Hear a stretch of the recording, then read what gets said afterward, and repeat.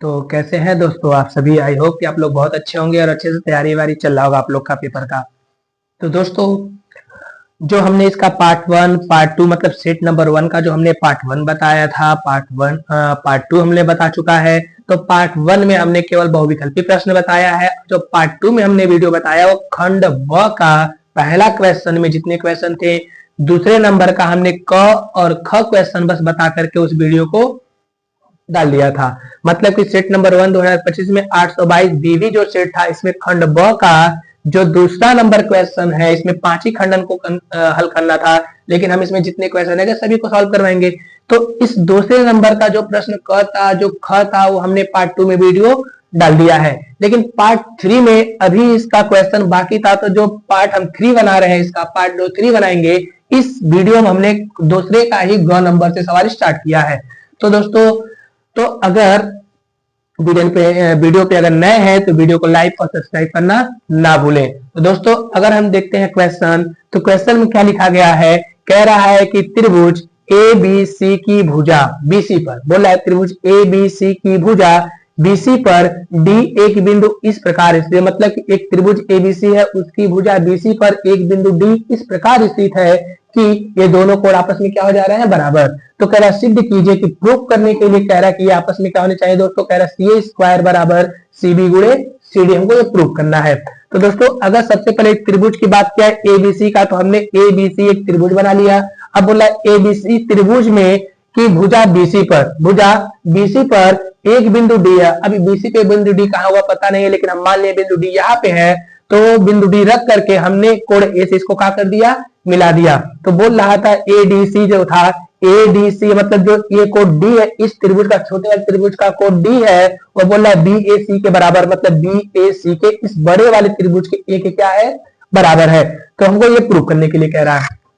तो दोस्तों, सबसे पहले हमको जो इसमें प्रूफ करना रहता है उसको लिखते हैं, जो दिया रहता है उसको लिखते हैं, जो उत्पत्ति करके हम इस चित्र से बाहर करते हैं उसको लिखते हैं।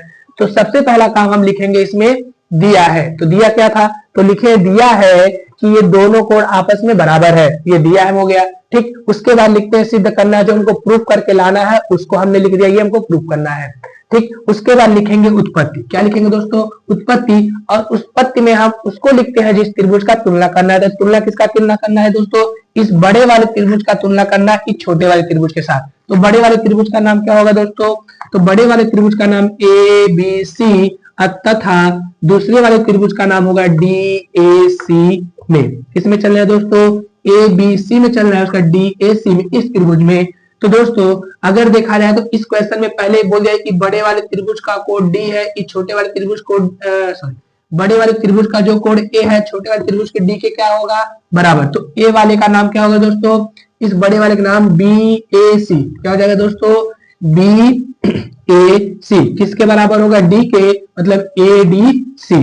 तो कोण ए डी सी के क्या होगा, बराबर होगा, क्योंकि ये क्वेश्चन में बोल दिया गया है।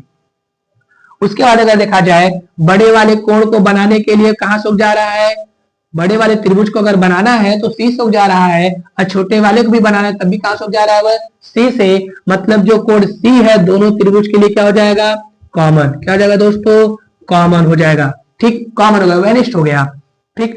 अब बताया गया होगा कि यदि किसी त्रिभुज में, नोट पॉइंट है दोस्तों, यदि किसी त्रिभुज में दो कोण आपस में बराबर होते हैं तो उसके तीसरा कोण आपस में क्या होता है, बराबर। तीसरा का मतलब जो कोण बी होगा वह किसके बराबर होगा, ए के बराबर, छोटे वाले कोण के ए के बराबर होगा ठीक। यदि किसी त्रिभुज में दो कोण आपस में बराबर होते हैं तो तीसरा कोण क्या होता है दोस्तों, बराबर होता है। मतलब लिख सकते हैं कोण बी किसके बराबर हो जाएगा, तब इस ए के बराबर छोटे वाले का, जिसका नाम है डी ए सी के बराबर ठीक।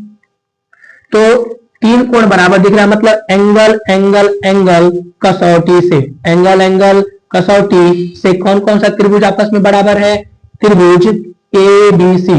ए बी सी किसके समरूप है, सर्वांग सम, त्रिभुज त्रिभुज डी ए सी के क्या हो गया, बराबर हो गया। मतलब अब ये बराबर हो गया तो किसी भी त्रिभुज में, किसी भी त्रिभुज में अगर कोण आपस में बराबर होते हैं तो उनके संगत भुजाओं का अनुपात आपस में क्या होता है दोस्तों, बराबर होता है। संगत भुजाओं का अनुपात का मतलब जो ए बी वाली भुजा होगी वह किसके अनुपात में होगा, डीए के। ए बी बट्टा का हो गया डीए बराबर, उसके बाद लिख सकते हैं बीसी बट्टा में क्या लिख सकते हैं दोस्तों, एसी या फिर सीए लिख सकते हैं बराबर, उसके बाद लिख सकते हैं एसी बट्टा में क्या लिख सकते हैं दोस्तों, डीसी। क्या लिख सकते हैं, डीसी। मतलब ए बी बट्टा में डीए, बीसी बट्टा में एसी और एसी बट्टा में क्या हो जाएगा दोस्तों, डीसी। तो संगत भुजाओं का अनुपात आपस में क्या हो गया, बराबर। अब हमको जो प्रूफ करना था उसको देखा जाए, हमको सीए चाहिए, सीबी चाहिए और सीडी चाहिए, मतलब कि इस भुजा से कोई मतलब नहीं है। तो किससे किससे मतलब हमको दोस्तों, बस इस भुजा से मतलब है। इसको अगर हम लेके चलते हैं तो लेके चलने के लिए बोला है बीसी बट्टा में सीए बराबर, सीए बट्टा में कितना हो जाएगा दोस्तों, डी सी।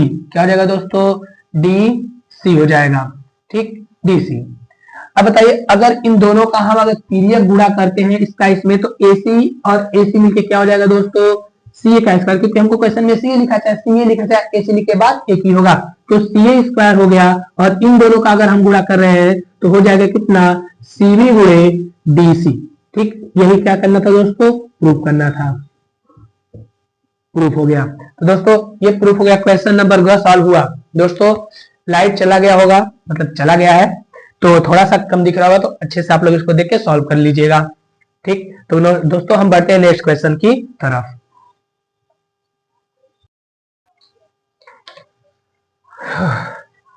तो दोस्तों अब हम देखते हैं क्वेश्चन नंबर घ। तो क्वेश्चन नंबर घ में क्या कहा गया है, कह रहा है कि एक चतुर्भुज ए बी सी डी किसी वृत्त के परिगत खींचा गया है। मतलब किसी वृत्त के परिगत क्या बनाया गया, एक चतुर्भुज बनाया गया है। तो कह रहा है सिद्ध कीजिए कि A B plus C D बराबर A D plus B C, ये प्रूफ करना है। तो दोस्तों अगर देखा जाए तो चित्र यहाँ बना हुआ है, वृत्त के परिगत क्या बना हुआ है, चतुर्भुज बना है, ठीक। तो आप लोग पढ़े होंगे परिमेय 10.2, परिमेय 10.2 कि किसी 72 बिंदु से खींची गई वृत्त की स्पर्श रेखाओं की लंबाई आपस में क्या होती है दोस्तों, बराबर होती है। तो बताए हैं कि किसी 72 बिंदु से खींची गई स्पर्श रेखा की लंबाई आपस में क्या होती है दोस्तों, बराबर होती है। तो वृत्त के बाहर एक बिंदु है, इस बिंदु से स्पर्श रेखा इधर और स्पर्श रेखा इधर, यह भी है स्पर्श रेखा इधर, स्पर्श रेखा इधर, यहाँ से भी स्पर्श रेखा इधर और इधर, इस बिंदु से भी स्पर्श रेखा इधर और इधर, सब स्पर्श रेखा खींची गई है। तो स्पर्श रेखाओं की लंबाई आपस में क्या होंगी दोस्तों, सब बराबर होंगी। बराबर मतलब देखा जाए जो बी आर वाली भुजा होगी ये किसके बराबर होगा दोस्तों, बी क्यू के बराबर। 72 बिंदु से जो सी आर वाली भुजा होगी किसके बराबर होगा, इसके बराबर। तो दोस्तों सबसे पहले अगर लिखा जाए इसमें तो दिया है, तो लिखेंगे इसमें दोस्तों सबसे पहले दिया है, क्या इसमें पता है कि ए बी सी डी एक क्या है, चतुर्भुज है, चतुर्भुज है, ठीक। तो चतुर्भुज हो गया। दूसरा क्या हम क्या लिखेंगे इसमें, सिद्ध करना है। प्रूफ करने में क्या कह रहा है, इसको करने के लिए जो प्रूफ करना है बोल रहा है हमको चाहिए A B plus C D बराबर A D plus B C, ये हमको प्रूफ कर कितना लाना है, यही हमको प्रूफ करना है दोस्तों। तो अगर इतना हमको लाना है तो सबसे पहले लिखेंगे उत्पत्ति। क्या लिखा जाएगा दोस्तों, उत्पत्ति। और उत्पत्ति में हमको पता होना चाहिए परमेय, और हम परमेय आप लोग को बता दे रहे हैं, ध्यान से इसको लिख लीजिएगा कि परमेय 10.2 से किसी 72 बिंदु से खींची गई स्पर्श रेखाओं की लंबाइयां आपस में बराबर होती हैं। क्या होती है दोस्तों, बराबर होती है। बराबर का मतलब हम लिख सकते हैं जो बी आर वाली भुजा होगी, बी आर बराबर किसके होगा, बी क्यू के। किसके होगा दोस्तों, बी क्यू के। समीकरण कितना बन गया दोस्तों, ए। उसके बाद जो 72 बिंदु सी आर है वह किसके बराबर होगा, इसके, सी आर। तो देखिए दोस्तों आर वाली भुजा है तो आर वाले की इधर ही रखना पड़ेगा क्योंकि जोड़ना है। तो सी आर वाली जो भुजा होगा वह किसके बराबर होगा, सी एस के बराबर। तो हो गया सी एस। समीकरण कितना हो गया दोस्तों, 2 हो गया। उसके बाद 72 बिंदु डी से देखा जाए तो ये वाली स्पर्श रेखा इसके क्या होगा, बराबर होगा। मतलब कि लिख सकते हैं पी डी बटा में डी एस। तो पी डी बटा में डी एस। समीकरण कितना हो गया दोस्तों, ये समीकरण हो गया 3, ठीक। उसके बाद देखा जाए 72 बिंदु ए से ये भी स्पर्श रेखा, मतलब जो एपी वाली भुजा होगी वह किसके बराबर होगा, ए क्यू के। मतलब जो एपी वाली भुजा है वह किसके बराबर होगा दोस्तों, ए क्यू के क्या होगा, बराबर होगा। समीकरण कितना बन गया, 4। अब अगर देखा जाए, बोल रहा है ए बी चाहिए। ए बी का मतलब ए बी वाली भुजा, ये पूरी भुजा, और ये पूरी भुजा तभी बनेगा जब हम बी क्यू को और क्यू ए को एक साथ जोड़ेंगे, मतलब कि सभी समीकरणों को क्या करने पर, जोड़ने पर। तो लिखेंगे समीकरण 1 प्लस 2 प्लस 3 प्लस 4, सभी को क्या करने पर, जोड़ने पे। तो बराबर की इधर वाले इधर के साथ, उधर वाले को उधर के साथ जोड़ा जाए, तो इधर के साथ जोड़ेंगे तो बी आर प्लस में C R plus P D plus में ए पी बराबर, इसको जोड़ा जाए बी क्यू, ये क्यू वाली भुजा है दोस्तों, तो हमको चाहिए बी क्यू। तो क्यू वाली भुजा कहाँ है, यहां है, तो हो गया ए क्यू प्लस में हमको सी एस प्लस में डी एस। अब जोड़ा जाए सबको, अगर जोड़ते हैं बी आर को अगर सी आर के साथ, अगर हम बी आर को जोड़ेंगे सी आर के साथ तो कौन सी भुजा बनेगा दोस्तों, बीसी। क्या बनेगा दोस्तों, बीसी। अब प्लस अगर हमको पीडी को अगर एपी के साथ जोड़े, पीडी को, पीडी ये रहा, अगर हम पीडी को अगर एपी के साथ जोड़े कौन सी भुजा बनेगा दोस्तों, एडी। क्या बनेगा दोस्तों, एडी बराबर। उसके बाद अगर हम बीक्यू को एक्यू के साथ जोड़े, बीक्यू को अगर हम एक्यू के साथ जोड़ेंगे कौन सी भुजा बनेगा दोस्तों, एबी। क्या बनेगा दोस्तों, एबी। अब प्लस अगर सीएस को डीएस के साथ जोड़े, सीएस को अगर हम डीएस के साथ जोड़े कौन सी भुजा बनेगा दोस्तों, क्या बनेगा, सीडी। क्या बनेगा दोस्तों, सीडी। देखिए हमको यही प्रूव करना था, तो अगर देखा जाए तो पहले कह रहा है ए बी और सी डी, ए बी और सी डी इधर है, बाकी इधर है, पूरी पूरी संख्या किधर का इधर, इधर का उधर करें, मतलब इसमें कोई चिन्ह नहीं। जब पूरी पूरी संख्या इसको उठा के इधर करेंगे, इसको उठा के उधर करेंगे, कोई चिन्ह बदलते नहीं है, मतलब इसको लिखेंगे ए बी बराबर सी डी बराबर, उसके बाद हमको चाहिए था ए डी प्लस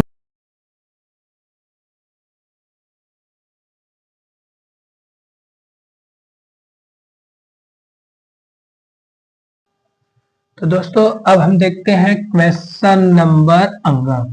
क्या देखा जाए दोस्तों, क्वेश्चन नंबर अंग। तो क्वेश्चन नंबर अंग में क्या बोला गया है, तो क्वेश्चन नंबर अंग में बोल दिया गया है, करें कि यदि दिए गए आवृत्ति वितरण के आंकड़ों का माध्यक 28.5 है। क्या है दोस्तों, 28.5 है, तो बोला x और y के मान ज्ञात कीजिए। x और y के मान ज्ञात कीजिए, तो यहाँ पे दिया है n बराबर 60। n बराबर कितना दे दिया, 60। n का मतलब हमको बारंबारता का योग दे दिया है 60। तो दोस्तों जब कहता है निकालने के लिए माध्यक, तो माध्यक निकालने के लिए हमको पता होना चाहिए संचयी बारंबारता, मतलब कि CF का मान। ठीक, तो CF का मान निकालने के लिए दोस्तों क्या करते हैं, तो दोस्तों अगर हमको CF का मान निकालना रहता है तो हमको इसका 2 कॉलम दिया रहता है, एक देता है वर्ग अंतराल और एक देता है बारंबारता। तो दोस्तों बारंबारता अगर दे दिया जाता है, तो बारंबारता दिया है 5 दे दिया गया है, यहाँ पे x दे दिया गया है, यहाँ 20 हो गया, यहाँ 15 हो गया, यहाँ y लिखा है और यहाँ लिख दिया गया है 5। ठीक, तो दोस्तों अगर इतना पूरा लिख दिया गया है, अगर हमको निकालने के लिए कह रहा है कि इसका x और y के मान क्या होगा, तो x y मान निकालने के लिए सबसे पहले हमको निकालना पड़ेगा संचयी बारंबारता। तो संचयी बारंबारता हम जब निकालेंगे तो क्या किया जाता है, बारंबारता जो पहला वाला अंक रहता है उसको वैसे ही यहाँ उतार दिया जाता है, मतलब बारंबारता का 5 है तो यहाँ क्या लिख देंगे, 5 हो गया। अब ये 5 उतार दी, इस 5 को अब इन सबके साथ जोड़ते जाएंगे। 5 को अगर हम x साथ जोड़ेंगे कितना हो जाएगा दोस्तों, 5x। कितना हो गया, 5x। अब 5x में अगर हम 20 जोड़ेंगे कितना हो जाएगा दोस्तों, 25 प्लस में x हो जाएगा। अब 25x में अगर हम 15 जोड़ते हैं तो कितना हो दोस्तों, 40 प्लस में x हो जाएगा। अगर हम 40 में अगर 40x में अगर हम जोड़ते हैं y को तो हो जाएगा 40 प्लस x प्लस y हो जाएगा। अगर हम 40 में अगर हम 5 जोड़े कितना दोस्तों, 45 प्लस x प्लस में y हो जाएगा। तो इतना हो गया दोस्तों, निकल गया संचयी बारंबारता। अब संचयी बारंबारता निकल गया है तो हम देखना पड़ेगा, इसमें एक बात याद रखिएगा दोस्तों, संचयी बारंबारता का जो लास्ट वाला पद हमको पता होता है, ये पूरा पद पूरे इस बारंबारता योग के क्या होता है, बराबर। मतलब कि 45 प्लस x प्लस जो y है इस 60 के क्या होगा, बराबर होगा। मतलब कि जब हम इसका योग करते हैं 60 आ गया है तो इस पूरे का योग का जो यहाँ लास्ट वाला जो मान होता है वो बराबर होना चाहिए। दोनों क्या होना चाहिए दोस्तों, बराबर। मतलब एक चीज पता चल गया कि जो ये पूरा 45 प्लस x प्लस y है इस 60 के क्या है, बराबर है। मतलब कि उसको हम लिख सकते हैं 45 प्लस एक्स प्लस वाई बराबर कितना हो गया दोस्तों 60 हो गया। ठीक, मतलब कि अगर x प्लस वाई बराबर लिखना चाहे तो 45 प्लस में इधर गया तो माइनस में, तो 60 माइनस हो गया 45। तो x प्लस वाई बराबर क्या हो जाएगा, 60 में से अगर हम 45 घटाएंगे तो कितना बचेगा दोस्तों 15, और इसको हम बना देते हैं समीकरण नंबर 1। क्या बन गया दोस्तों समीकरण नंबर 1 बन गया। तो दोस्तों अगर देखा जाए तो हमको अगर माध्यक का फार्मूला अगर देखा जाए तो माध्यक बराबर होता है L प्लस क्वेश्चन में n बटा 2 माइनस सी एफ अब पूरे बटे एफ गुणे होता है h। ठीक, तो इतना मान हमको चाहिए, L का मान चाहिए, n का मान चाहिए, सी एफ का मान चाहिए, f का मान चाहिए और h का मान चाहिए। तो दोस्तों हमको दे दिया है, माध्यक दे दिया गया 28.5। अब इसको हम देखें वर्ग अंतराल में कि 28.5 किसके बीच में आता है, 0 से 10 के बीच में नहीं आता है, 10 से 20 के बीच में नहीं आता है, 20 से 30 के बीच में 28.5 आता है। तो 28.5 इसके बीच में आता है, तो इस लाइन को हम कर देते हैं बंद। इस लाइन को क्या कर देंगे दोस्तों, बंद कर देंगे। तो जो ये 20 लिखा गया है, जो ये 20 है, ये हो गया L का मान। कितना हो गया दोस्तों, ये L का मान, मतलब कि L का मान हो गया 20। इन दोनों में जितने का अंतर होता है वही होता है H का मान। तो अंतर कितने का दोस्तों 10 का, तो H का मान कितना हो गया 10, और ये जो मान होता है ये होता है F का। तो F का मान कितना हो गया दोस्तों 20 हो गया। अब इस लाइन में आएंगे, जस्ट इसके जो ऊपर वाला जो मान होता है किसका मान होता है दोस्तों CF का, मतलब CF का जो मान हो गया वो हो गया 5 प्लस में x। तो सभी मान निकल गया। तो सब मान अगर पता हो गया है तो इसमें हम रखा जाए। तो माध्यक हमको दे दिया रखने के लिए, कह रहा है माध्यक इसका है 28.5 और बराबर L का मान हमको मिल गया है 20। तो 20 हो गया, अब प्लस n बटा 2 का मान चाहिए, तो n का मान 60 है। n का मान कितना है दोस्तों 60 है। अगर n बटा 2 का हम मान निकालेंगे, 60 बटा 2 का मतलब कितना लिख सकते हैं इसको दोस्तों 30 लिख सकते हैं। मतलब n बटा 2 का मान हो गया 30 माइनस CF का मान कितना है दोस्तों, CF का मान मिल गया है 5 प्लस में x। तो क्वेश्चन के बाहर माइनस होना है तो हम रखेंगे, यहाँ पे हो गया 5 प्लस में x और बटे हो गया f का मान कितना है दोस्तों 20 हो गया, अगुड़े h का मान कितना है दोस्तों 10 है, h का मान 10 हो गया। अब इसको सॉल्व करना है, 20 इधर प्लस में अगर हम इधर लाएंगे तो 28.5 में से 28.5 में से अगर हम 20 माइनस करेंगे तो इधर हो गया 20 माइनस में हो गया, तो इधर क्या बचेगा, इधर बच गया 30, चिन्ह का अंदर गुणा करेंगे तो जाएगा माइनस में 5 और प्लस माइनस का माइनस में x और 10 एक 10 और 10 दूना 20, तो बटे कितना बच गया दोस्तों 2 बच गया। अब क्या करेंगे, इसको घटाएंगे, 28.5 में से अगर हम 20 घटाएंगे तो बचेगा 8.5 बराबर, अगर हम 30 में से 5 घटाएंगे तो गया 25 माइनस x और बटा में 2, बटे एक लगा करके कीजिए गुणा, इस पूरे का गुणा एक में करे कोई अंतर नहीं, तो 25 माइनस एक्स बराबर इसका इसमें गुणा कर दिया जाए तो 5 गुना 10 को 0 हासिल, 1 बच गया, 8 गुना 16 और 1 हो गया 17 और दशमलव 1 इनके बाद का लगा दिया जाए दशमलव, और दशमलव के बाद 0 लगा भी सकते हैं और हटा भी सकते हैं। तो अगर 25 इधर प्लस में इधर गया तो माइनस में, तो माइनस एक्स बराबर हो जाएगा 25 17 माइनस 25, तो माइनस एक्स बराबर घटाएंगे तो कितना बचेगा दोस्तों, तो ये बचेगा माइनस में 8, कितना बचेगा दोस्तों माइनस में 8, 17 3 20, माइनस में 8, माइनस से माइनस कट गया तो x का मान कितना आ गया दोस्तों 8, x का मान 8 आ गया। अब यही x का मान समीकरण कितने में रख दिया जाए 1 में, अगर हम समीकरण 1 में लिखेंगे तो लिखेंगे यहाँ पे x का मान समीकरण कितने में 1 में रखने पर, तो समीकरण अगर 1 में रखेंगे तो x यहाँ कितना रखना है 8, अब प्लस में y बराबर लिखा है 15, तो y बराबर 15 में से अगर 8 हम घटाएंगे तो y का मान कितना आ गया दोस्तों 7, y का मान कितना आ गया 7। हमसे पूछा गया था x और y के मान क्या होंगे, तो x का मान 8 और y का मान 7। ठीक, तो दोस्तों ये क्वेश्चन नंबर अंग भी सॉल्व हुआ। अब हम क्वेश्चन नंबर नेक्स्ट देखते हैं इसका क्या है। तो दोस्तों दूसरे का अंग सवाल, ये दूसरे का लास्ट सवाल है। ठीक, तो दूसरे का ये लास्ट सवाल अगर देखा जाए तो बोल रहा है इसमें कि किसी कारण 12 खराब पेन और 132 अच्छे पेनों में मिल गया है, मतलब कि 12 खराब पेन था और 132 अच्छे पेन थे, उसमें दोनों आपस में क्या हो गए, ये मिल गए हैं। कह रहा है केवल देखकर यह नहीं बताया जा सकता, मतलब जब दोनों मिल गए हैं तो बोल रहा है कि यह देखकर नहीं बताया जा सकता कि कोई पेन खराब है या अच्छा है। जब दोनों मिल गए हैं तो बात सही है, हम बता नहीं सकते कौन पेन अच्छा है कौन पेन खराब है।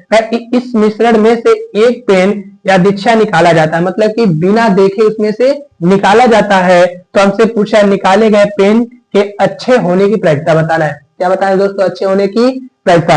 ये बताइए, पहले 12 पेन था और अब 132 पेन में मिल गया जाकर के, तो टोटल पेनों की संख्या कितना हो गया? 144। कितना हुआ दोस्तों? 144। अब उस 144 में से एक पेन बिना देखे निकाला जाता है। हमसे पूछा अच्छे होने की प्रायिकता क्या होगा। क्या पूछा दोस्तों? अच्छे होने की प्रायिकता। तो सबसे पहले लिखा जाएगा जो इसमें हमको दिखा रहा है, तो सबसे पहले लिखेंगे कि खराब पेन बराबर, तो खराब पेन कितने थे दोस्तों? 12। और अच्छे पेन कितने हैं? अच्छे पेन बराबर मिल गया है 132। तो कुल पेन कितने हो गए? कुल पेन की संख्या। तो दोस्तों कितना हो जाएगा दोनों? तो दोनों जोड़ेंगे तो हो जाएगा 4 4 और 1, मतलब कि 144। कितना हो दोस्तों? 144। तो हमसे पूछ रहा अच्छे होने की प्रायिकता क्या होगा, तो लिखेंगे अच्छे होने की प्रायिकता। अच्छे होने की प्रायिकता, होने की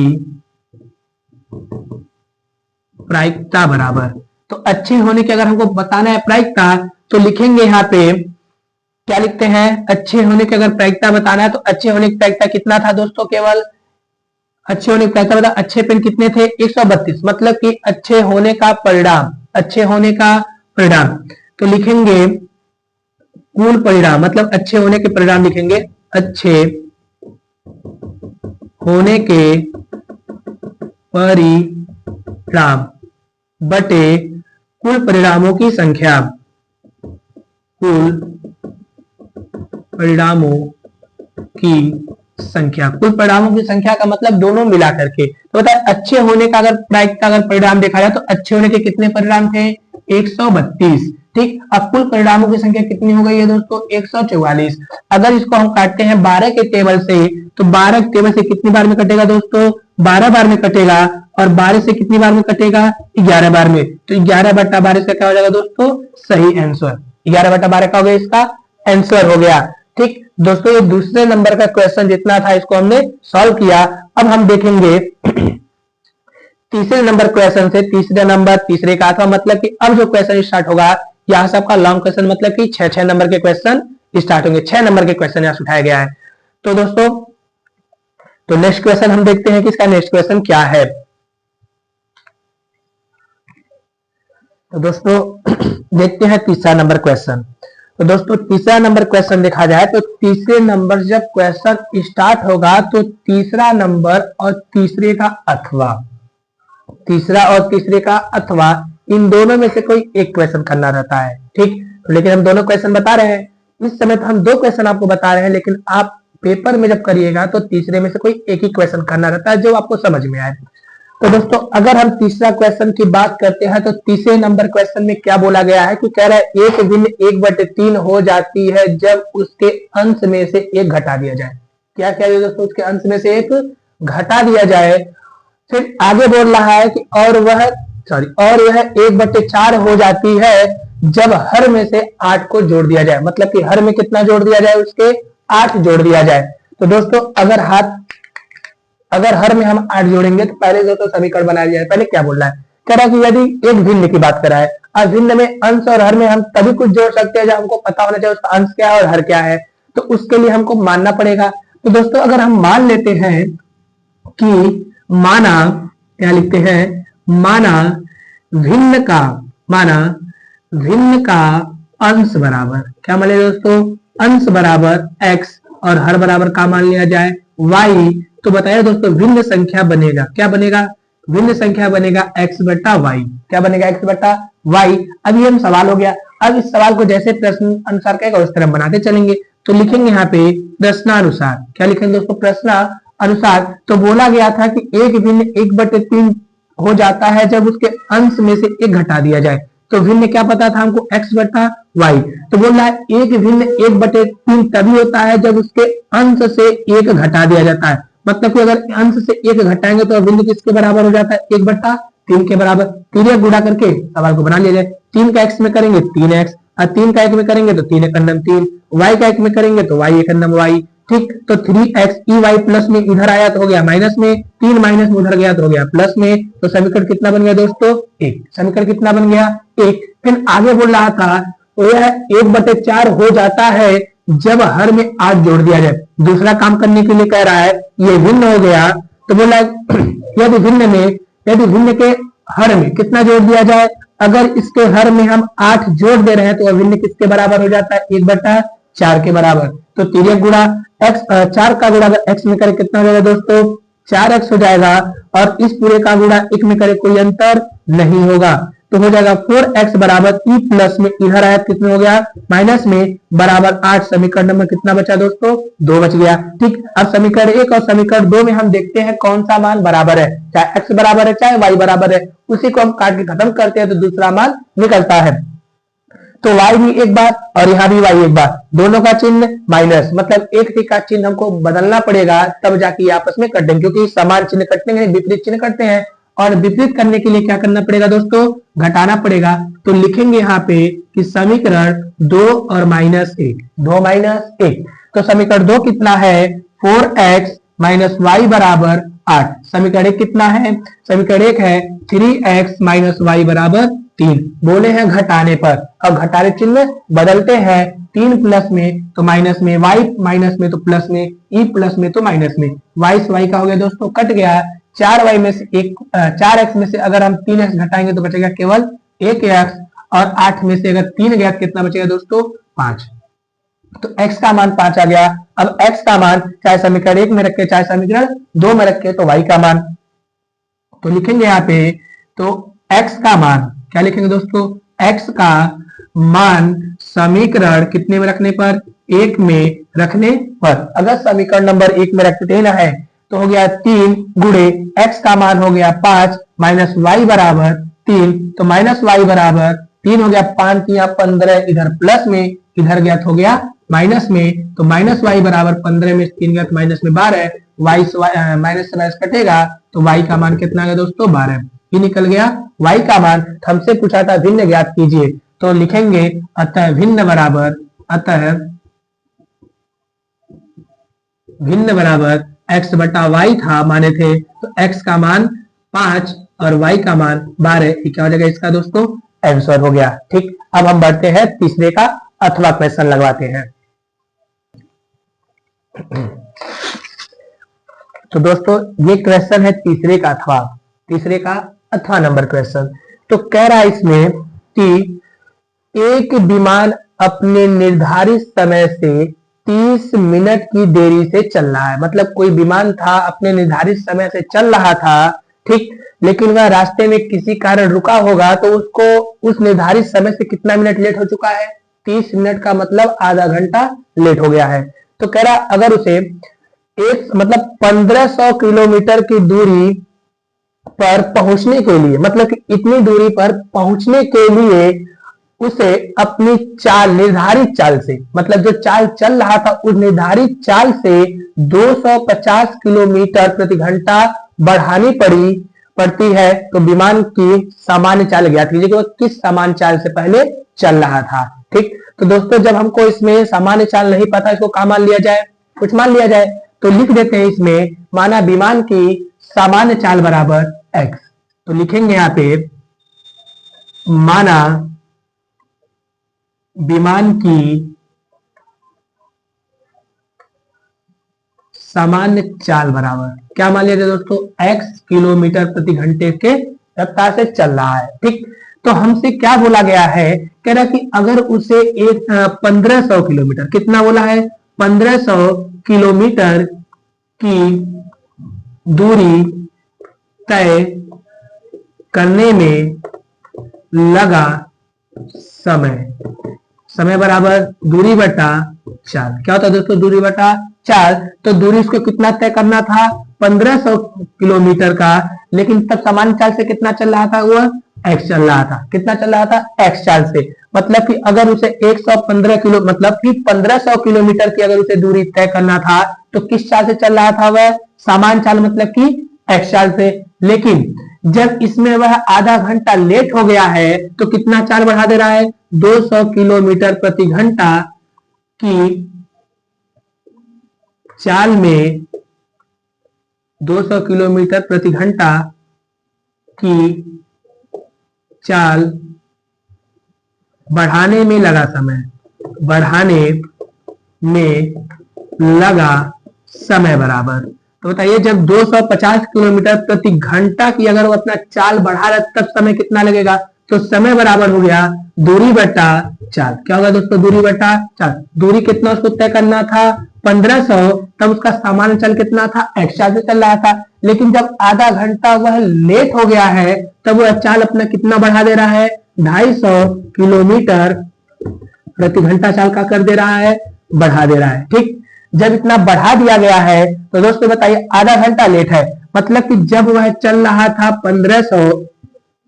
1500 किलोमीटर, जब समान चाल से चल रहा था उसमें आधा घंटा लेट होने के कारण वह कितना दूरी और उतनी कर रहा है, उसमें 1500, उसी दूरी को तय करने में पहले चाल से कितना बढ़ा दे रहा है, 250 किलोमीटर प्रति घंटा। और कितना लेट हो जा रहा है, माइनस करने के लिए कितना लेगा, 30 मिनट का मतलब हो गया दोस्तों आधा घंटा। कितना हो दोस्तों, आधा घंटा हो गया। अब इसी को सॉल्व करना है। अगर इसको सॉल्व करना है तो अगर हम इसमें ऊपर से अगर 1500 को कहा निकाल ले दोस्तों, कॉमन अगर निकाल दिया जाए तो 1500 अगर बाहर निकलता है तो अंदर बचेगा 1 बट्टा में x माइनस 1 बट्टा में x प्लस हो गया कितना 250 बराबर 1 बट्टा में 2 हो जाएगा। अगर हम दोनों का एलसीएम लेंगे तो 1500 हो गया, दोनों का एलसीएम हो जाएगा x प्लस हो गया x प्लस में 250। अगर हम x से भाग देंगे, x से x कटेगा, ये पूरा ब्रैकेट वाला बचेगा और ये ब्रैकेट वाला जाकर गुणा 1 से करेगा, कोई अंतर नहीं होगा। तो x प्लस हो गया 250, माइनस है तो माइनस, इस पूरे का गुणा अगर हम इसमें इस पूरे का भाग अगर इन दोनों में देते हैं तो इस ब्रैकेट से ब्रैकेट वाला कटेगा, बचेगा x और x का गुणा 1 में करे कोई अंतर नहीं, बराबर 1 बट्टा में 2। जितना माइनस उतना प्लस में x का हो गया, कट गया। ये 1500 का अगर अंदर गुणा करेंगे तो जाएगा 1500 गुणे में 250 और बटे x का x में करेंगे तो x स्क्वायर, x का अगर हम करेंगे इसमें कितना हो जाएगा 250x बराबर 1 बट्टा में 2। 1500 का इसमें अगर हम गुणा करते हैं तो 15 पचे 75 को 5 हाथ में बच गया दोस्तों 7, 15 गुना 30 और 30 और 7 37, 2 जीरो और 1 जीरो मिलाकर हो गया दोस्तों 3 जीरो और नीचे हो जाएगा x स्क्वायर प्लस में 250x बराबर 1 बट्टा में 2, बराबर 1 बट्टा में कितना हो गया दोस्तों 2 हो गया। ठीक, अगर हम करते हैं तिर्यक गुणा, इस पूरे का गुणा 1 में करे कोई अंतर तो नहीं होगा, x स्क्वायर प्लस में हो गया 250x, कितना हो जाएगा दोस्तों 250x। और 2 का अगर इसमें हम गुणा करते हैं तो 2 का अगर इन 3 जीरो करेंगे तो हो जाएगा दोस्तों कितना 0 0 0, क्या होगा दोस्तों 0 0 0 हो जाएगा। ठीक, 3 जीरो है तो 3 जीरो हमने लिख दिया। अब अगर 2 का गुणा 5 में करेंगे, 5 दूना 10 को हो गया 0 हासिल बच गया 1, 7 दूना 14 1 हासिल 15 को 5 हासिल बच गया 1, 2 3 6 और 1 हासिल हो गया 7 हो गया। ठीक, तो हो जाएगा x स्क्वायर प्लस में हो गया 250x, इधर ही पूरा प्लस में अगर इस साइड लाएंगे तो किसमें होगा दोस्तों माइनस में हो गया और बराबर कितना बचेगा दोस्तों 0। ठीक, अब यहाँ कह रहा है कि गुणनखंड विधि द्विघात समीकरण कि गुणा करने पर 75 लाख लेकिन घटाने कितना होना चाहिए 250 बचना चाहिए। तो दोस्तों अगर हम लिखते हैं x स्क्वायर प्लस में 250 का स्थान पे अगर हम 1000 में से अगर हम 750 को माइनस करेंगे तो 250 बचेगा और इन दोनों का गुणा करेंगे तो हमारा फिर दोबारा इतना हो जाएगा, बगल में x और माइनस हो गया 75 लाख बराबर कितना हो गया 0। ठीक, तो क्या किया जाएगा, इस x का अंदर गुणा करके इसमें जो कॉमन निकलेगा उसको कॉमन ले लिया जाए। तो अगर गुणा हम करते हैं तो x स्क्वायर प्लस x का गुणा अगर 1000 में करेंगे तो 1000x माइनस 750 का गुणा x में करेंगे तो 750x, अब माइनस हो गया 75 लाख, इकाई दहाई सैकड़ा हजार 10 लाख 75 लाख हो गया। ठीक, बराबर कितना हो गया 0। अब बताए इसमें कॉमन क्या दिख रहा है, अगर इन दोनों में एक जैसा देखा जाए तो x कॉमन है, अगर x को हम बाहर करते हैं तो ये बचेगा x माइनस में 1000 मतलब प्लस में 1000 माइनस इसमें कॉमन क्या लिया, यहाँ अकेला x बचा है, यहाँ अकेला x तभी बचेगा जब हम माइनस 750 को बाहर निकाल दें।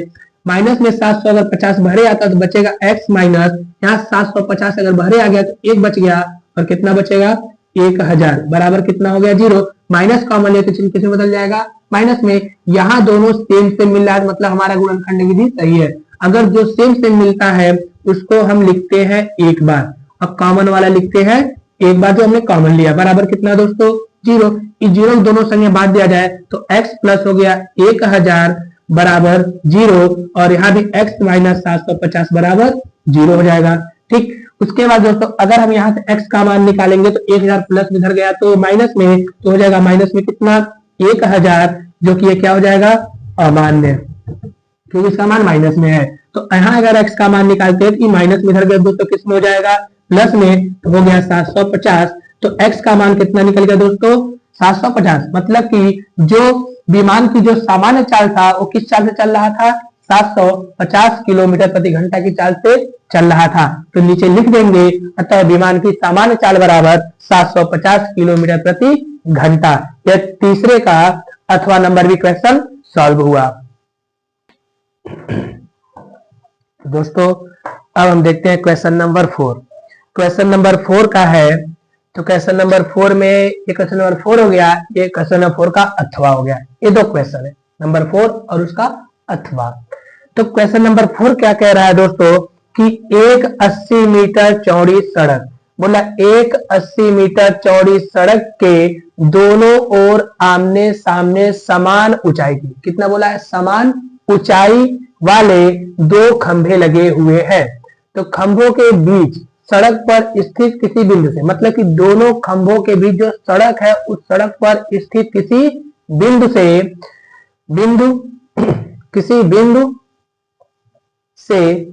बीच खंभों के बीच सड़क पर स्थित किसी बिंदु से इन दोनों खंभों के शिखर के उन्नयन कोण क्रमशः 60 और कितने 30 हैं।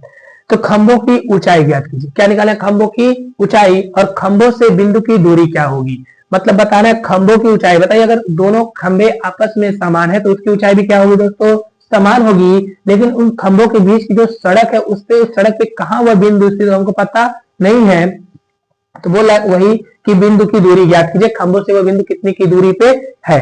तो अगर दोस्तों सबसे पहले अगर इसको हम क्वेश्चन पढ़ के अगर इसका चित्र भी बनाते हैं तो देखिए बोला गया है कि 80 मीटर चौड़ी एक सड़क है। तो मान लेते हैं कि ये सड़क हो गया, कितने मीटर चौड़ी है दोस्तों ये 80 मीटर चौड़ी एक सड़क मान लेते हैं। तो मान लेते हैं कि यह हो गया सड़क 80 मीटर चौड़ी क्या हो गया सड़क, जिसकी लंबाई हमको दे दिया गया 80 मीटर। कितना दिया दोस्तों 80 मीटर। बोल रहा है कि अगर 80 मीटर चौड़ाई है, बोला दोनों ओर आमने सामने समान ऊंचाई के दो खंभे लगे हैं, मतलब कि इधर भी और इधर भी। बोला समान ऊंचाई के कितने खंभे लगे हैं, दो खंभे लगे हैं। तो दो खंभे लगा दिए और बोल रहा है फिर आगे लगे हुए हैं खंभों के बीच सड़क पर स्थित किसी बिंदु से, दोनों खंभों के बीच सड़क जो गया है इस पे कोई बिंदु स्थित, मान लो तो बिंदु यहाँ पे स्थित है। बोला इस बिंदु पर स्थित किसी बिंदु से खंभों के शिखर का उन्नयन कोण, खंभों के शिखर का उन्नयन कोण, ये खंभा हो गया, खंभा का शिखर हो गया, ये शिखर हो गया।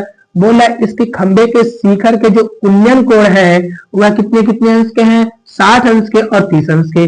कितने कितने हो गए 60 अंश के हो गए और कितने अंश के हो गए दोस्तों 30 अंश के हो गए। तो बोल रहा है खंभों की ऊंचाई ज्ञात कीजिए, मतलब बताना है ये खंभा कितना ऊंचा है और ये खंभा कितना ऊंचा है।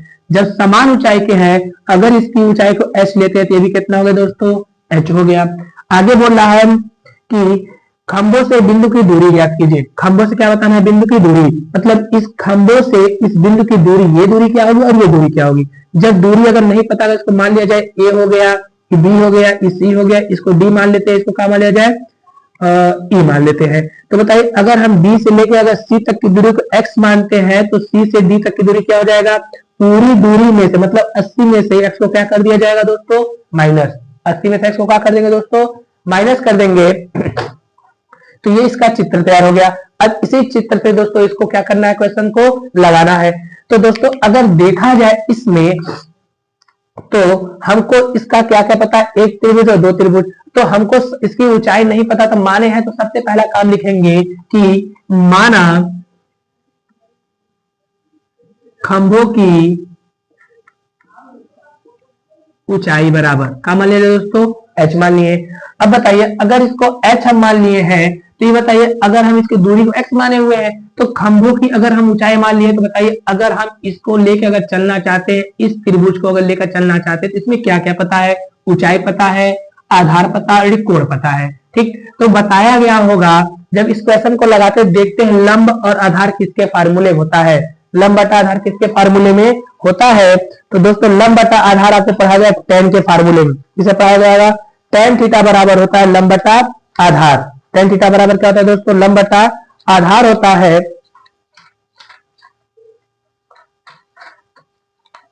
तो दोस्तों tan थीटा बराबर होता है लंब बटा आधार। ठीक, तो tan थीटा बराबर मतलब जिस त्रिभुज में चलते हैं उस त्रिभुज का नाम लिखा जाए। त्रिभुज कौन कौन सा लेके चल रहे हैं, त्रिभुज सबसे पहले ए बी सी में, किसमें चलेंगे दोस्तों, ए बी सी में। तो ए बी सी अगर लेके चले तो इसकी ऊंचाई और आधार मतलब कि tan थीटा बराबर फार्मूला होता है लंब बटा आधार होता है। तो tan हो गया, थीटा का मान कितना रखना है दोस्तों 60 अंश, और लंब कितना पता है इसका h, और आधार क्या पता है इसका x। तो tan 60 का मान दोस्तों क्या होता है, तो tan 60 का मान होता है कितना, tan 60 का मान होता है करड़ी में 3, कितना था दोस्तों करड़ी में, इसका हो गया करड़ी में 3 बराबर हो गया h बट्टा में x, बट्टे लगा के अगर तिर्यक गुणा करते हैं तो h एक नाम h हो गया, और इसका अगर इसमें गुणा करेंगे करड़ी में 3x, करड़ी में 3x, यहाँ ये बन गया समीकरण 1। ठीक, तो दोस्तों अगर इतना निकल गया, ठीक, इसकी हमको क्या पता हो गया, ये निकल गया इसकी ऊंचाई। ठीक, अभी अब हम निकाला जाए अगर इस त्रिभुज के लिए चलते हैं तो इस त्रिभुज का नाम क्या होगा दोस्तों, त्रिभुज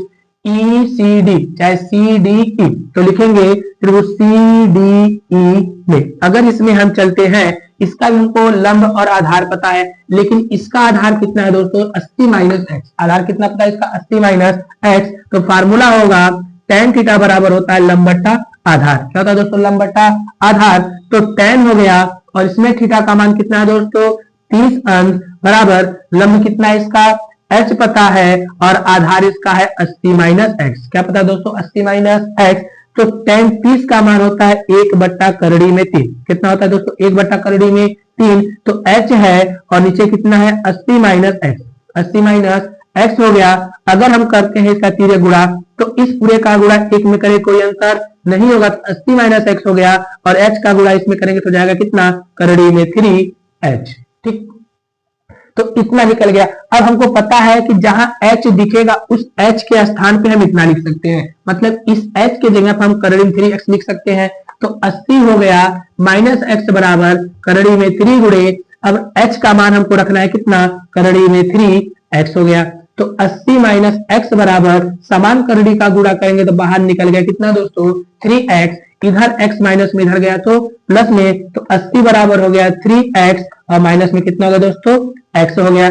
तो 80 बराबर इसको हम लिखेंगे हो जाएगा कितना 4x, कितने हो जाएगा दोस्तों 4x सॉरी प्लस में, हाँ कितना जाएगा 4x।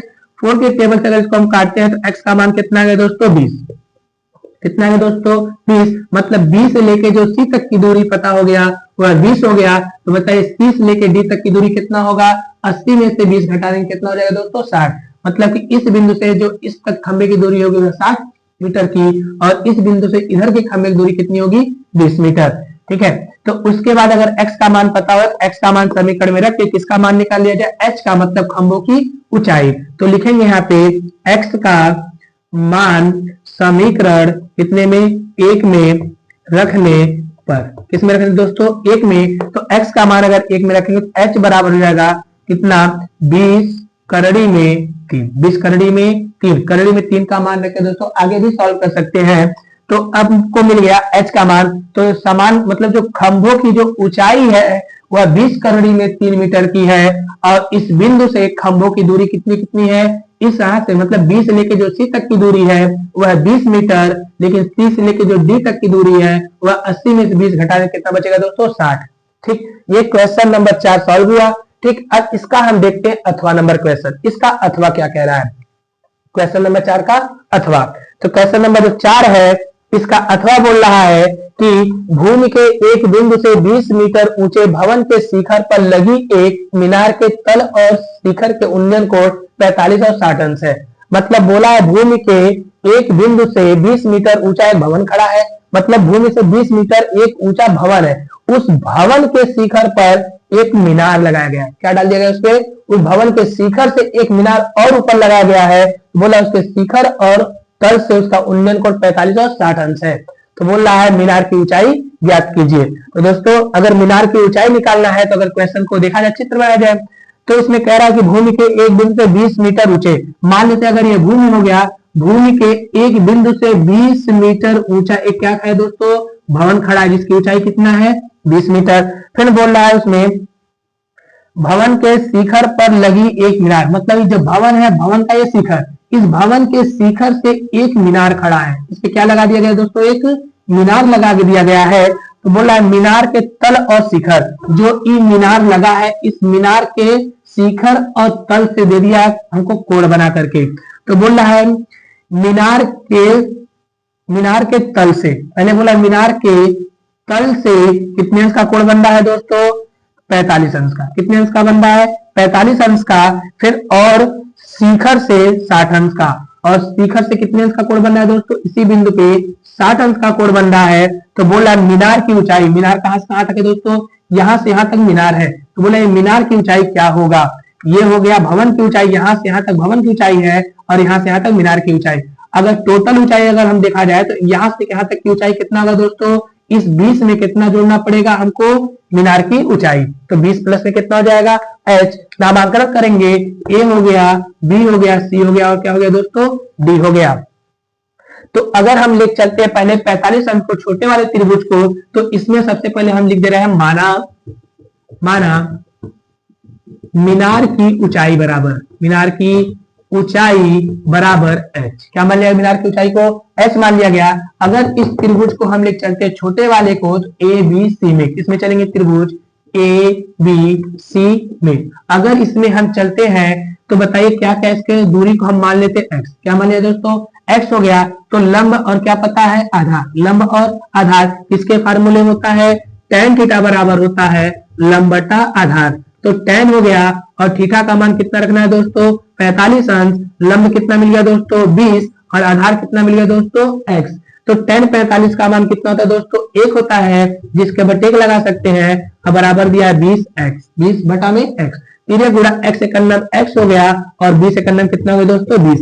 ये निकल गया x का मान, मतलब इस बिंदु से इस भवन के पाद बिंदु से ये दोनों की जो दूरी है कितना है, x है। ठीक, हमको बताना है h का मान। अब हम ले चलेंगे पूरा बड़ी वाली त्रिभुज को, तो बड़ी वाली त्रिभुज के लिए कोण कितने अंश का, 60। तो त्रिभुज किसमें चलेंगे, a b d में, तो हो गया a b d में। अगर इसमें चलेंगे तो क्या क्या पता है, इसका लंब कितना है 20 प्लस में h, और आधार कितना है x। तो लिखेंगे tan थीटा बराबर हो गया लंब बटा आधार। तो tan हो गया, थीटा का मान कितना रखना है दोस्तों इसमें 60 अंश, और लंब कितना पता है इसका, लंब पता हो गया 20 प्लस में h, और बटे आधार कितना इसका पता है x। तो tan 60 का मान कितना होगा दोस्तों, अभी हमने रखा था tan 60 का मान होता है करड़ी में 3, कितना दोस्तों, करड़ी में 3 बराबर 20 प्लस में h बट्टा में x, एक बट्टे के लगती है गुणा, x का इसमें अगर गुणा करेंगे 20 प्लस h का गुणा 1 में करे कोई अंतर नहीं होगा, हो जाएगा 20 प्लस में h हो गया, और करड़ी में 3 का गुणा अगर x में करेंगे कितना हो जाएगा, करड़ी में 3x। तो 20 प्लस में h बराबर करड़ी में 3 गुणे, हमने x का मान कितना निकाला है दोस्तों 20। ठीक, कितना निकाला था 20। तो 20 प्लस h बराबर हो जाएगा, दोनों का गुणा करेंगे तो 20 करड़ी में 3, इधर 20 प्लस में इधर गया तो माइनस में, h बराबर हो जाएगा 20 करड़ी में 3 माइनस में 20। तो h बराबर 20 क्या लिख रहा है इसमें कॉमन, अगर हम 20 को बाहर करते हैं तो बचे करड़ी में 3 माइनस में 1, ये निकल गया इसकी ऊंचाई। ये क्या निकल गया, मीनार की ऊंचाई। ये क्या आ जाएगा इसका आंसर। आगे भी सॉल्व कर सकते हैं, करड़ी में 3 का मान रख के उसमें से घटा के 20 का गुणा कर सकते हैं। तो ये निकल गया मीनार की ऊंचाई। तो ये क्वेश्चन नंबर 4 और 4 का अथवा सॉल्व हुआ। अब हम देखते हैं क्वेश्चन नंबर 5वां और 5वें का अथवा। तो दोस्तों अब हम देखते हैं क्वेश्चन नंबर 5। क्वेश्चन नंबर 5 में क्या कहा गया है। तो दोस्तों क्वेश्चन नंबर जो 5 है उसमें बोला गया है, तो दोस्तों ये क्वेश्चन नंबर 5 और ये 5 का अथवा, ये 6 नंबर के क्वेश्चन, कोई एक क्वेश्चन करेंगे तो आपको 6 नंबर दिया जाएगा। तो क्वेश्चन नंबर 5 में बोला गया है कि बोला गया लकड़ी के एक ठोस बेलन के प्रत्येक सिरे पर एक अर्धगोला खोद कर निकालते हुए, मतलब कि जो लकड़ी का जो ठोस बेलन बना हुआ है इसके प्रत्येक सिरे पर, मतलब कि ऊपरी सिरे से और निचली सिरे से एक अर्धगोला खोद के क्या किया जाता है, निकाल लिया जाता है। तो दोस्तों अगर इसमें से अर्धगोला खोद कर हम निकालेंगे तो इसका क्षेत्रफल तो बाहर आएगा, लेकिन अंदर इसका आयतन क्या होगा दोस्तों, बढ़ेगा। फिर क्या इसमें कह रहा है, चित्रानुसार खिलौना बनाया गया, मतलब एक खिलौना बनाया गया है। तो फिर इसमें बोला यदि बेलन की ऊंचाई, मतलब ये जो बेलन बना है इस बेलन की जो ऊंचाई है वह 10 सेंटीमीटर और आधार की त्रिज्या 3.5 सेंटीमीटर, मतलब इसकी त्रिज्या कितना दिया है, 3.5 सेंटीमीटर। तो इस खिलौने का संपूर्ण पृष्ठीय क्षेत्रफल कह रहा है निकालने के लिए। क्या निकालना है इस खिलौने का, संपूर्ण पृष्ठीय क्षेत्रफल। तो संपूर्ण पृष्ठीय क्षेत्रफल निकालने के साथ साथ हमको पता होना चाहिए इसमें चित्र क्या क्या बना है, उसी सबको जोड़ देंगे। तो एक बना है बेलन, लेकिन कितने अर्धगोले नजर आ रहे हैं, इसमें 2 अर्धगोला नजर आ रहा है, मतलब कि बेलन का वक्र पृष्ठ अब प्लस में दूठी अर्धगोले का वक्र पृष्ठ। तो दोस्तों पहले जो दिया गया उसको लिखा जाए। तो पता है क्या क्या इसमें, तो पता है बेलन की ऊंचाई, बेलन की ऊंचाई मतलब h बराबर दे दिया 10 सेंटीमीटर और दे दिया है अर्धगोले की त्रिज्या, अर्धगोले की त्रिज्या। तो अर्धगोले की त्रिज्या कितना है दोस्तों, दिया है 3.5 सेंटीमीटर, लेकिन इसको हम 35/10 लिख सकते हैं, क्योंकि 10.1 के बाद अगर हम हटाते हैं नीचे कितना लिखते हैं 10। अगर इसको हम काट के छोटा करते हैं तो 5 से काटेंगे, 5 सते 35, 5 दूना 10, मतलब हो गया 7/2 त्रिज्या। ठीक, तो हमसे बोला गया है खिलौने का क्या निकालने के लिए, संपूर्ण पृष्ठीय क्षेत्रफल। तो लिखेंगे इसमें खिलौने का संपूर्ण पृष्ठीय क्षेत्रफल। तो इसमें लिखेंगे खिलौने का संपूर्ण पृष्ठीय क्षेत्रफल बराबर, तो खिलौने का संपूर्ण पृष्ठीय क्षेत्रफल बराबर हो जाएगा। तो किसका किसका हमको इसमें वक्र पृष्ठ क्षेत्रफल जोड़ना पड़ेगा, बेलन का वक्र पृष्ठ क्षेत्रफल तो क्या होता है 2πr/h, और प्लस में दूठी अर्धगोला है तो नीचे लिख रहे हैं दोस्तों, जगह नहीं है, यहाँ पे चित्र बना दिया गया है। तो बेलन का वक्र पृष्ठ हो जाएगा तो होता है 2πr/h, और होता है अर्धगोले का वक्र पृष्ठ होता है दोस्तों, तो होता है इसमें कितना 2πr²। और कितने अर्धगोले हैं इसमें, 2 अर्धगोला। तो ये तो भी लिखे एक अर्धगोले का वक्र पृष्ठ क्षेत्रफल, तो इसमें अगर हम 2 से गुणा कर देंगे तो दूठी वक्र पृष्ठ का हो जाएगा अर्धगोले का। तो इसमें अगर देखा जाए तो 2 कॉमन है, उसको हम बाहर कर दिया जाए, कॉमन है जो बाहर अगर किया जाए तो 2 मिल रहा है, इसमें भी 2 है, इसमें पाई, इसमें पाई, इसमें r, इसमें भी r। तो 2πr अगर बाहर करेंगे, 2πr अगर बाहर आ गया तो बच गया h, अब प्लस 2 बाहर चला गया, पाई चला गया, एक बार r बाहर गया तो अभी 2 और r बचा है, मतलब 2r अंदर रहेगा, 2 और r। तो 2 गुणे पाई का मान होता है 22/7, गुणे r का मान हमको रखना है 7/2, और अंदर h का मान हमको रखना है 10। 2 गुणे r का मान है 7/2, 7 7 कट गया, 2 से 2 कट गया तो बाहर बच गया 22, और अंदर हो जाएगा 2 से 2 कटेगा 10 और 7 हो गया 17, दोनों का गुणा कर देंगे तो आंसर आ जाएगा इसका 374 सेंटीमीटर स्क्वायर। ये क्या हो जाएगा इसका दोस्तों, आंसर हो जाएगा। तो अब हम देखते हैं इसी का जो 5वां नंबर है, 5वें नंबर का अथवा क्वेश्चन। तो जो 5वें नंबर का जो अथवा क्वेश्चन है तो उसमें क्या कहा गया है, कह रहा है कि एक ठोस एक अर्धगोले पर खड़े शंकु के आकार का है। ठीक, तो मतलब कोई अर्धगोला है वह किस पे रखा गया, शंकु के आकार में, मतलब जो शंकु है वो अर्धगोला पर अगर बैठाएंगे तो शंकु के आकार का नजर आ रहा है। शंकु और अर्धगोले की त्रिज्या समान है, मतलब शंकु की त्रिज्या और अर्धगोले की त्रिज्या आपस में बराबर है। तो कह रहा है तथा इसकी माप 3 सेंटीमीटर है, इसकी माप कितना है 3 सेंटीमीटर, मतलब त्रिज्या है उसकी माप कितना दे दिया है 3 सेंटीमीटर है। तो कह रहा है इसमें यदि ठोस का ऊंचाई 6 सेंटीमीटर तो ठोस का आयतन ज्ञात कीजिए। तो दोस्तों पहले चित्र बनाया जाए। तो बोला है कि एक अर्धगोले पर खड़े शंकु, तो कोई अर्धगोला है, कोई क्या बन गया दोस्तों, अर्धगोला बना हुआ है। तो कोई अर्धगोला है, तो अगर अर्धगोला हम लोग बनाए तो अर्धगोला ये हो गया। ठीक, अब अर्धगोले क्या रखा गया है, शंकु। क्या रखा जा रहा है दोस्तों, शंकु। तो इस पे हम शंकु बैठा देते हैं, ये शंकु बैठ गया इस पे। ठीक, तो मान लीजिए अगर अर्धगोला हम बनाते हैं तो ये अर्धगोला हो गया। अगर ये हम शंकु बनाते हैं तो बताइए, अगर शंकु को इस निचले वाले हिस्से को अगर इस पे हम बैठाएंगे तो शंकु की त्रिज्या और अर्धगोले की त्रिज्या क्या हो जाएगी, क्योंकि जब ये हिस्सा इस पे बैठेगा तो ये हिस्सा और हिस्सा इस पे बैठेगा, और जब बैठेगा तो दोनों त्रिज्या आपस में क्या हो जाएंगी, बराबर। ठीक, तो कह रहा है कि जिसकी माप कितने सेंटीमीटर की है, 3 सेंटीमीटर। कितने मीटर की दे दिया है? 3 सेंटीमीटर, मतलब त्रिज्या 3 सेंटीमीटर। और यदि ठोस का ऊंचाई, मतलब ये जो पूरा ठोस बना है इसकी टोटल ऊंचाई कितना कह दे रहा है? 6 सेंटीमीटर। मतलब कि इसमें अर्धगोले की भी ऊंचाई जुड़ी है और त्रिज्या की भी ऊंचाई जुड़ी है। तो कह रहा है ठोस का आयतन ज्ञात कीजिए। तो अगर ये बताइए, अगर अगर देखा जाए तो जितना अगर त्रिज्या इसका होगा, अगर ये देखा जाए तो ये अर्धगोले की हो गई त्रिज्या, एक तरह से उसकी ऊंचाई कहलाएगी। और ये पूरे ठोस की ऊंचाई 6 दिया है। अगर इस पूरे ठोस में से, पूरे ठोस की ऊंचाई में से अर्धगोले की अगर ऊंचाई हम माइनस कर दें तो बताइए शंकु की ऊंचाई कितना बचेगा? 3 सेंटीमीटर। कितना बचेगा? तब शंकु की ऊंचाई 3 सेंटीमीटर हो गया। जब 3 सेंटीमीटर होगा तो दोस्तों उसके बाद हम जो इसमें कहा गया उसको निकालते हैं। तो इसमें कहा गया है ठोस का आयतन। क्या कहा निकालने के लिए? ठोस का आयतन। तो ठोस का आयतन बराबर फार्मूला होगा, किसका किसका आयतन चाहिए? शंकु का आयतन और प्लस अर्धगोले का आयतन। तो शंकु का आयतन क्या होता है? जो होता है शंकु का जो आयतन होता है 1/3 पाई आर स्क्वायर एच, और प्लस अर्धगोले का जो होता है 2/3 पाई आर क्यू। क्या होता है? पाई आर क्यू होता है। अब इसमें जो जो कॉमन है उसको बाहर कर दिया जाए। कॉमन अगर देखा जाए तो इसमें दिख रहा है कि क्या क्या? पाई आर, पाई आर। अगर इसमें से हम 1/3 पाई आर अगर बड़े कर देते हैं तो 1/3 गया, पाई गया, और आर स्क्वायर, क्योंकि यहाँ भी 2 बार है मतलब 2 बार ले सकते हैं। यहाँ बच गया एच, और प्लस यहाँ से बताइए 1/3 अगर बाहर गया तो 2 हो गया, और एक बार इसके आर बचेगा। तो मान हमको सब दे दिया गया है। तो मान क्या क्या इसमें मिला है?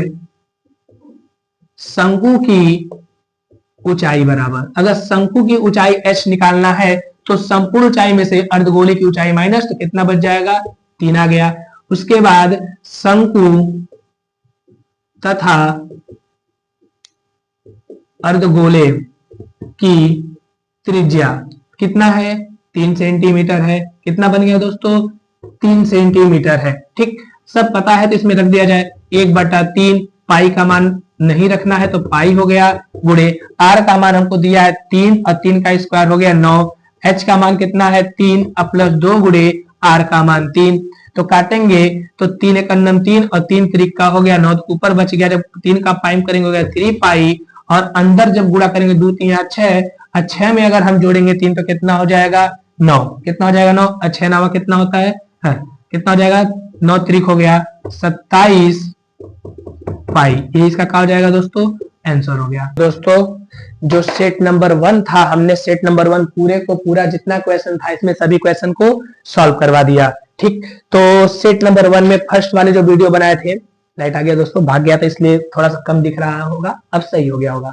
तो जो हमने फर्स्ट वीडियो बनाया था इसमें हमने जो फर्स्ट वीडियो बनाया था, जो सेट फर्स्ट का था, उसमें पहला वीडियो केवल और केवल बहुविकल्पी का है। ठीक, जो हमने इसका पार्ट 2 बनाया था उसमें हमने 2 नंबर से लेके 4 नंबर के क्वेश्चन डाले थे, और जो इसका ये जो थर्ड वीडियो हम बना रहे हैं, जो इसका थर्ड वीडियो है, इसमें हम 4 नंबर के भी क्वेश्चन है और 6 नंबर के भी क्वेश्चन है। तो इस सेट में जितने भी क्वेश्चन थे हमने सभी को सॉल्व करवा दिया। ठीक, तो दोस्तों अगर चैनल पे नए हैं तो चैनल को सब्सक्राइब और लाइक करना ना भूलें। ऐसे ही आप लोग सपोर्ट बनाए रहिए ताकि हम और वीडियो अच्छे से बना के डालते रहें। धन्यवाद, नमस्कार, बाय बाय, टाटा।